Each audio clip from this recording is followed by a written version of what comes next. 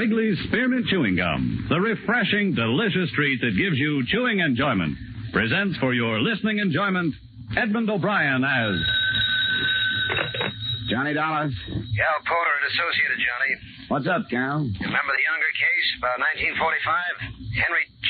Unger. The testimony sent him up for a 1 to 10 hitch. Insurance fraud? Yeah, sure, I remember him. They let him out yesterday. He's been noising about that you're the top of his shopping list.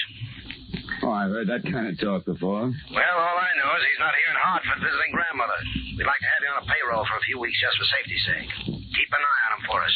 Probably the easiest money I've ever taken, Cal. If I remember Mr. Unger, he'll have his eye on me.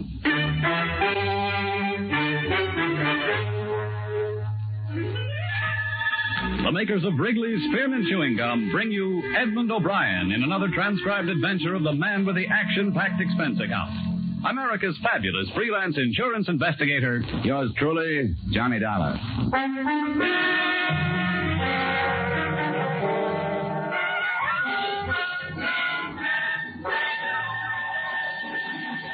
To make every day more enjoyable, treat yourself often to refreshing, delicious Wrigley's Spearmint Chewing Gum.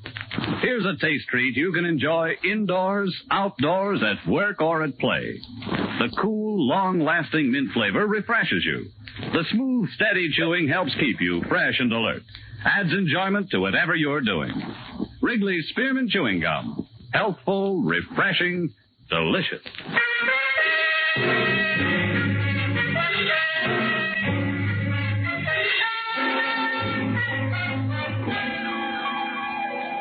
Expense account submitted by Special Investigator Johnny Dollar to the Associated Insurance Companies of New England. Attention, Calvin Porter. The following is an accounting of my expenditures during investigation of the Henry J. Unger matter. Expense account item 1, $2.20, night letter to Warden of State Penitentiary, the dossier on Henry J. Unger. I just hung up and the doorbell rang. Just a second. Hello, Johnny. Eileen. Well, can I come in? Yeah, sure. Oh, nice place. Been so long I'd almost forgotten. Oh, I see you got rid of that imitation Rodin, the miniature. Wasn't your type, anyway. Oh, I must say you're not being very hospitable. Don't I deserve a drink? Sure. Oh, what's the latest? I'm working as hard as ever. Oh, thanks. I'm sorry if I'm a lousy conversationalist, Eileen, but like you say, it's been a long time. I thought you said you never wanted to see me again. I did, once. But when I got your wire yesterday, I decided that... My wire? I didn't send you any wire. Don't make me seem like a fool, Johnny. I got a wire from you asking me up here this evening. You said you wanted to talk things over. Look, I don't know who's playing a gag on you, Eileen, but I didn't send you a wire. I know how you felt 2 years ago when we said so long. Oh, maybe I was wrong 2 years ago. I know I made some mistakes, and you made some mistakes. Let's see that wire. Well, sure. It's right here in my purse. Tonight at 7:30, let's talk things over at my place in Old Johnny. I didn't send that. You sure you don't know a few other Johnnies? That was a dirty crap. You like little things like this, don't you, Eileen? You like to write yourself notes, make up stories. You've got an A1 imagination. Well, I went all through that a long time. Now, you listen to me. This is no gag, and it's not my imagination. All right. Let's make things as pleasant as possible as long as you can. Fair enough. I thought a lot about you, Johnny. Oh, I'm not apologizing. Really, I'm not. Just thinking back. I'm glad it didn't turn out the way we originally planned it. I spent half my life worrying over you. Oh, that's very touching, especially in light of the fact that every other evening it was somebody else. I told you, Johnny. Yes, that we were going to be pleasant. Oh, that's right. We were going to be pleasant. You expecting someone? No. Mr. Dollar? Yes? Maybe you don't recall my face. The name is Unger. Henry J. Unger. Mind if I come in? I'm busy. Yes, I see. Well, we won't take much of your time, will we, Ferdy? A very minimal amount of your time. Mind introducing me to the lady? What do you want, Unger? My name is Henry J. Unger, miss. Well, maybe I better go, John. No, stick around. Go on, Eileen. I'll see you later. I said stick around. I guess you better stick around. You just came over for a visit, Unger. Let her go home. Oh, no. Maybe she'd like to watch the activities. Ferdy, get out the needle. Now, look, Unger. Oh, you talk, just like someone in insurance. You make so much noise and you don't say anything. How's it coming, Ferdy? Satisfactorily. It's all ready. And they were each having a drink, too. I noticed that. You got the rope? Now, you know I have the rope. That chair will be fine. Sit down, Dollar. What's the angle, Unger? You'll find out. Sit down. You work with gloves on, Ferdy? Sure. I can do it with mittens. And once around. Twice around. Once around. Twice around. Hey, look. What are you going to do? Why don't you let him alone? It's love, Ferdy. Let her go home, Unger. She hasn't anything to do with this. Finished, Ferdy? Come on, Unger. Ferdy, you finished? One more little minute. There. Hold on. They're very sturdy, too. All right, Ferdy. Roll up his sleeve. Right. Hey, look. He's got a nice big blue vein right here. You know, it's so hard to find a good, nice, blue, bulgy vein on somebody. Feel, Uncle, feel. He loves his work, this Ferdy. Used to be a lab technician at some big hospital. Didn't you, Ferdy? That's right, Mr. Unger. Hold very still, Mr. Dollar, and concentrate on this lovely girl you see standing before you. Just conceive of yourself as being a very big man, the President of the United States or something. Someone with influence. Yes, a great deal of influence.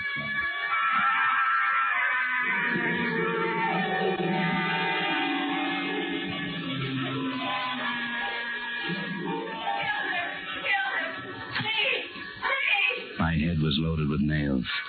The warm air clouded my nostrils, and I couldn't breathe. I tried to open my eyes, but no luck. I longed for something bitter and bubbly and cold.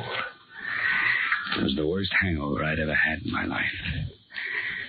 I finally forced my eyes open. One of my hands felt heavy, and the other felt light. I turned my head painfully. There was a gun in my right fist. On the floor, dried blood. A lot of blood. And a girl named Eileen. Police!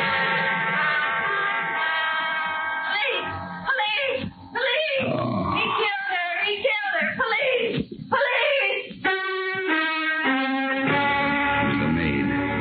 I remembered the keys hanging in a great silver ring from a wide waist. And she was gone. Empty liquor bottles. 2 in the corner. 1 near the body. I focused my eyes on the gun. It was my own. I sat up and opened the breech. It had been fired. Twice. I looked at my watch.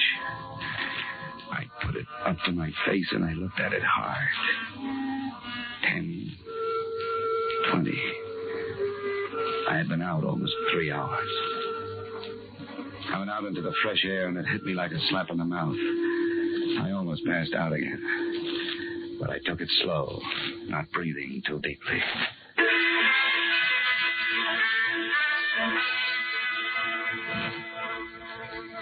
Expense account item 2, $1, and I forget how many cents cab fare to the combination home and office of my good friend, old Dr. Norwich. I was still so groggy I almost fell into the house when he opened the door. Why, Johnny, here, let me take her out. Oh, I'm a little woozy. That I can see. Here, sit down before you fall down. Here we are. Look, Doc, I gotta trust you. I just been framed. Look at my right arm. The vein. It's been punctured. What did they give me? I don't know. I can take a blood sample and lab it up for you. Thanks, Doc. I can't be certain, but my opinion is you've been given a very adult dose of alcohol. Possibly a mixture of 50% alcohol and intravenous fluid. Can I prove it? Did you have a drink? Yeah, one. Well, I'm afraid gastric analysis would show a trace of alcohol. Yeah, but not enough to make me pass out. Well, by now, most of the alcohol would be in the blood, whether you drank it or had it pumped into you. So it's a dead end, huh? If it's a frame, Johnny, I'm afraid the evidence I could supply wouldn't be much help to you. You've been radically anesthetized, my friend, but that little round dot on your arm could have been self-inflicted. A good prosecuting attorney could make mincemeat out of your case. Can you at least make me solid again? It'll take a few hours, but I can get you on your feet. If you don't mind being treated a little rough. I don't mind anything, Doc, as long as you can get me awake enough to keep myself alive.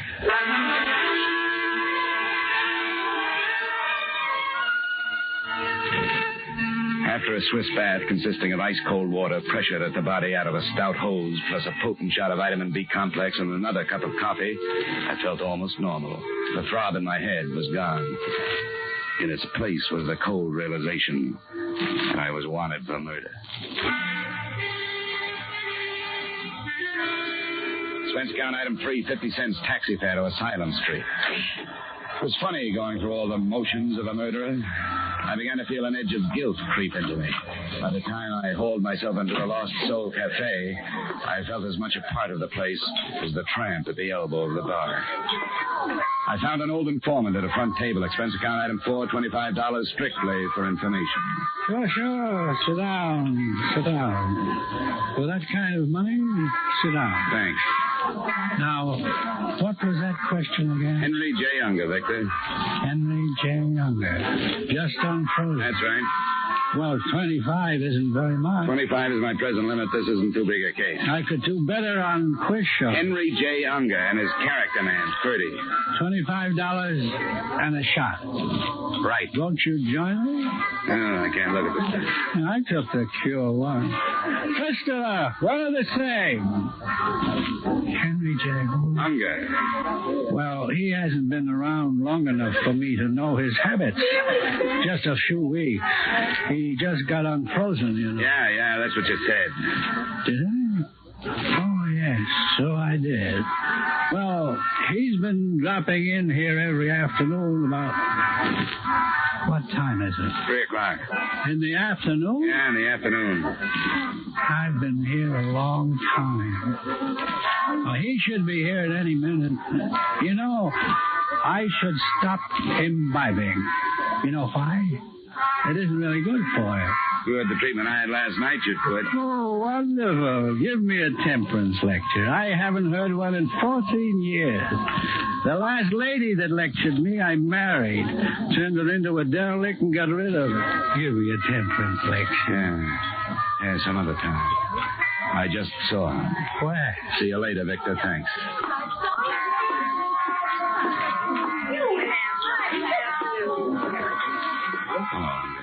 Well, darling, the police know you're out? I'll sit down and talk it over. I wouldn't stay in one place too long if I were you. It won't be too long. Well, speak your piece. This strictly revenge, Unger? Let's put it this way. 5 years is a long time. Good thing I learned to behave myself, or I'd still be running the prison paper. You're the noisy type, Unger. You'd be the finger man if I so much as stubbed my toe. Correction, I would have been. Now I've got the law doing my dirty work. You haven't made a mistake. I planned this for 5 years. You won't find any mistakes. Oh, I thought a lot about you, Dollar, up at the resort. You know, in the years I've been in the insurance game, I've seen you guys come and go by the dozen. They turn you out of the same mold. You flip a few jobs, and it gives you a kick, and it goes to your head. Then comes that one mistake. They salt you away, and it gripes you. The world's to blame. You look around for somebody to take it out on. You talk a lot for a fugitive, Dollar. You're going to sit down over a piece of paper and write out a full confession, Unger. What makes you think so? This. A confession and a duress isn't worth very much. It'll be worth a lot to me. For one thing, it'll be the truth. You'll have to prove I held a gun on you. Drop it, Dollar. What? I said drop it. You got the wrong man, Lieutenant. I doubt it, Dollar. You're under arrest for the murder of Eileen Kennedy.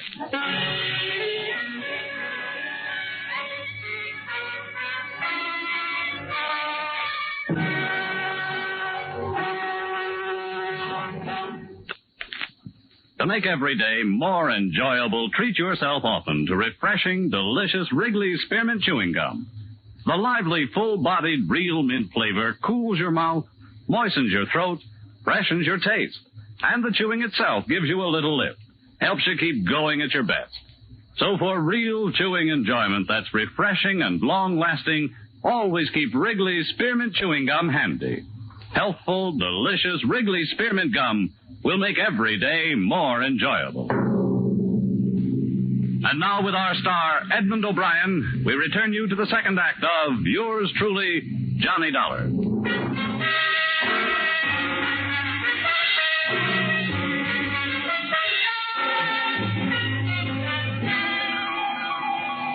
Johnny, it's my duty to warn you that anything you say may be held against you. If you got a good lawyer... Lieutenant, this is ridiculous. You know I'm not a killer. Do you want a good lawyer? Yeah. Guess I better get one. Call Joseph P. Harris. Number's in the book.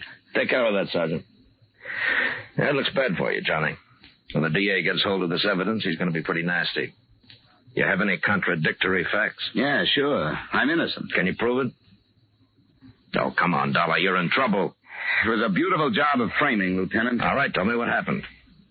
Eileen Kennedy received a telegram yesterday. It asked her to meet me up at my apartment at 7:30 the next night that I wanted to talk. You two had quite a romance at one time. Yeah, we had quite a romance, but I didn't send that telegram. Can you prove it? I didn't send that... No. No, I can't prove it. Go on. Well, she got there at 7:30. We had a few words. Fight? Not a fight, differences of opinion. We weren't up there 5 minutes when the doorbell rang. It was Unger. He was with a guy he called Ferdy. Well, what happened? Unger pulled a gun on me, sat me down in a chair, and Ferdy tied me up. Then Ferdy injected alcohol into my vein enough to make me pass out. He dumped a few bottles around the apartment, probably pouring the liquor down the drain. And when I woke up, Eileen was lying dead on the floor next to me. Well, that makes a good story, Dollar. Well, here's the mark on my arm. You can still see it. Yeah. All right, Johnny, now it's my turn. We found Eileen Kennedy in your apartment. There were 2 bullets in her, one in the abdomen, one in the chest, penetrating the heart at the right ventricle. From my gun? Yeah, the one we took from you when we captured you. 38 automatic. Lieutenant, we found empty liquor bottles around the place. Gastric analysis at autopsy of the girl showed alcohol. Sure, we each had a drink. A drink or many, there was a trace of alcohol. Now, you say you didn't take more than 1 drink. Can you prove it? Can you prove it? Can you prove it? Can you prove you washed your face this morning? I don't have to, Johnny. Okay, Sergeant, take him to his cell. When his lawyer comes, send him right in.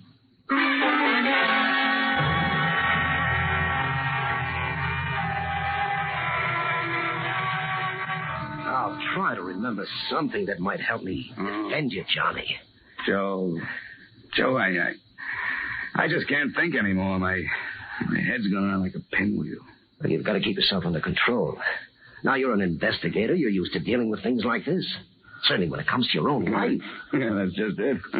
When it comes to my own life, I'm tied up in knots. I see. Well, I'll be frank. It'll be a rough one. Are they still holding Unger? They couldn't hold him. They had no charge against him.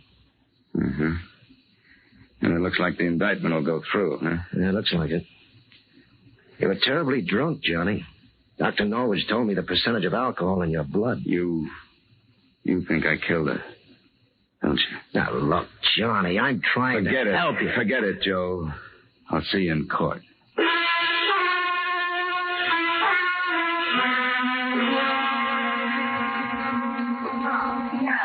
Excuse me, would you mind moving over one place? Oh, there. Oh, pardon me. Just out here. Hear ye.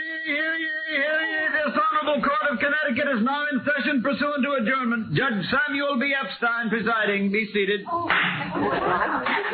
State of Connecticut versus John Dollar. We'll waive a jury, Johnny. I think you'll have a better chance. We'll take a jury, Joe. Start picking.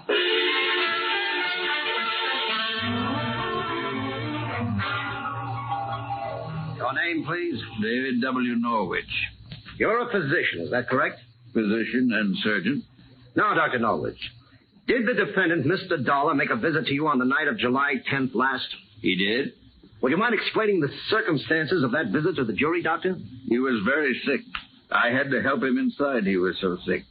A laboratory analysis of his blood showed him to be under the influence of alcohol. Did the defendant, or did he not show you a spot on his arm where a hypodermic needle had penetrated? He did. And did you or did you not suggest to him at that time that the alcohol might have been administered by means of a hypodermic needle? I did. But also... That'll be all, Doctor. Not quite all, Doctor. Now, Doctor, you know as well as I do that a little black dot on the underside of the elbow might have been done by an enterprising young investigator such as Mr. Dollar in order to put forth a fairy tale that he was drugged, do you not? I object, Your Honor. The prosecuting attorney is attempting to intimidate the witness and interject his own opinions through the medium of his questions. Justin? Very well.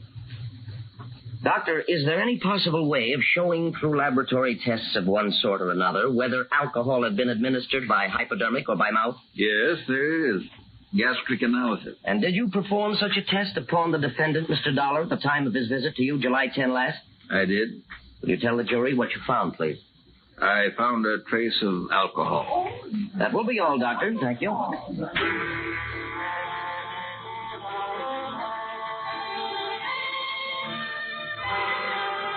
Your name, please? Rochelle Happerston. You know her, Joey? Happerston, where do you live? 1024 and a half Pitkin Street, East Hartford. What relationship did you have to the murdered girl, Miss Kennedy? I was her roommate. How long had you roomed with Miss Kennedy? Oh, about 3 years. Now, Miss Happerston, did the defendant, Mr. Dollar, ever call on Miss Kennedy? Well, not for the last 2 years. But prior to 2 years ago, he did call at her place of residence. Is that not correct? 2 years ago, yes. Now, is it not true that Miss Kennedy and Mr. Dollar were about to be married? Yes, that's true, but that was 2 years ago, too, so far as I know. Just answer the questions, Miss Happerston. Well, you want the truth, don't you? We'll get the truth, Miss Happerston.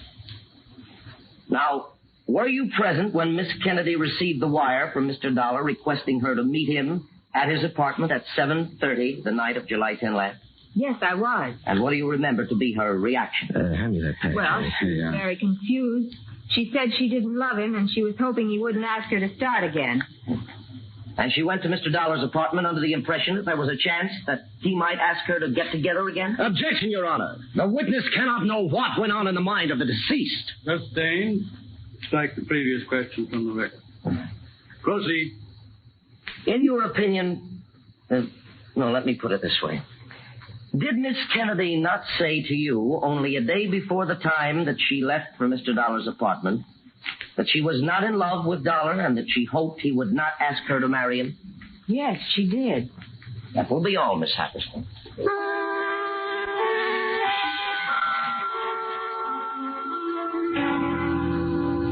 Your name, please. Javier Sawyer. Would you state your occupation? I'm a lieutenant, Homicide Bureau, Hartford Police Department. Lieutenant Sawyer, you were in charge of the Kennedy case, were you not? Yes, I was. You examined Mr. Dollar's apartment following the crime? I did. Did you find empty bottles of whiskey in the apartment? I did. How many? 4. And where were the bottles placed? I only saw 3. Well, one was adjacent to the body, 2 were in one corner of the living room, and one was in the kitchen. Now, is it possible that one or more of those bottles might have been consumed previous to the night of July 10th, the night that Eileen Kennedy was killed? No, sir. Why do you say that, Lieutenant? Well, there were a few drops of liquor in every one of the 4 bottles. Had the liquor been consumed previous to that night, these drops would have evaporated by the time we got there. Thank you, Lieutenant. Your witness, Mr. Harris. No questions. That's bad, Johnny. 4 bottles. I only saw 3. Maybe a plea of guilty. Hypodermic? What'd you say? Joe, I've been in the fog. Put me on the stand. I'd advise against it. Put me on the stand, Joe.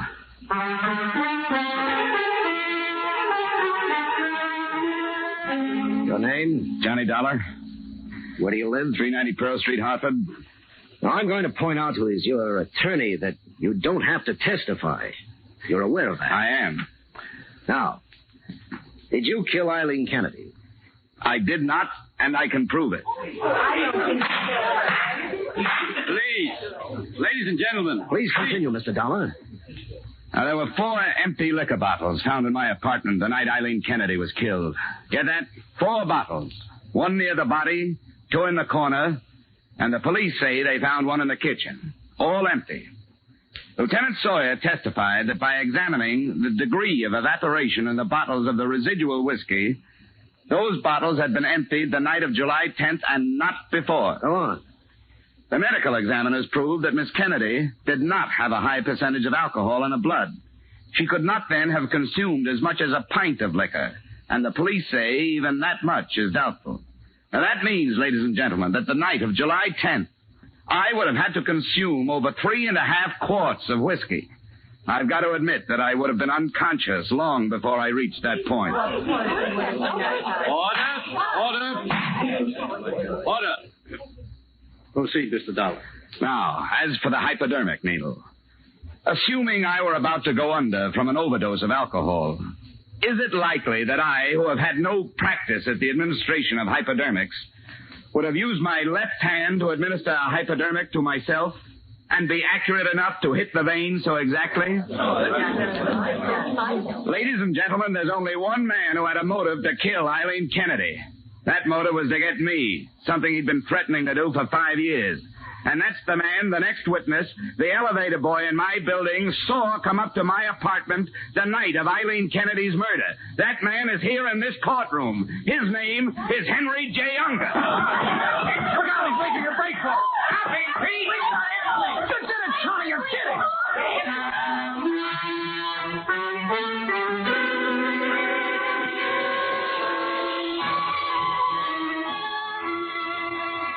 So the case of the state versus Johnny Dollar became the case of the state versus Henry Unger. Freddy's confession under fire isn't going to help Unger any. You might sum up my whole case in one sentence. Alcohol and murder don't mix. But I'm not kidding myself. If Unger hadn't got panicky at the mention of the next witness, I might have gotten what he deserved. Just shows what a little nerve, some fast bluff, and somebody else's sense of guilt will do for you. You see, there is no elevator in my building. Expense account total, $50.39, and more worry than you've got stockholders. Yours truly, Johnny Dollar.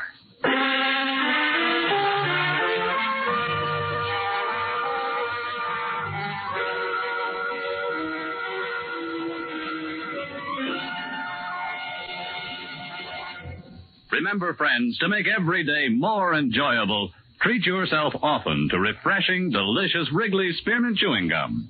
There's lots of cooling, real mint flavor in every stick.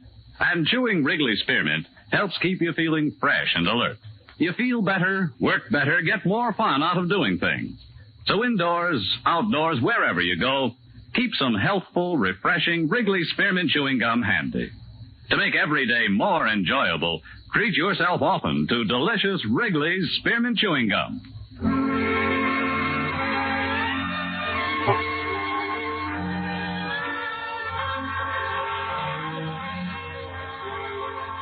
Yours truly, Johnny Dollar, brought to you by Wrigley's Spearmint Gum, stars Edmond O'Brien in the title role and is written by Gil Dowd and David Ellis, with music composed and conducted by Leith Stevens.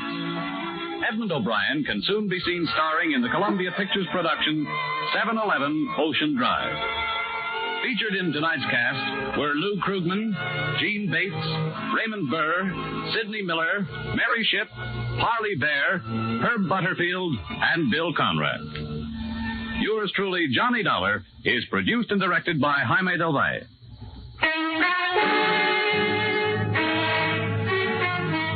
The makers of Wrigley's Spearmint Chewing Gum hope you've enjoyed tonight's story of Johnny Dollar and that you're enjoying delicious Wrigley's Spearmint Chewing Gum every day.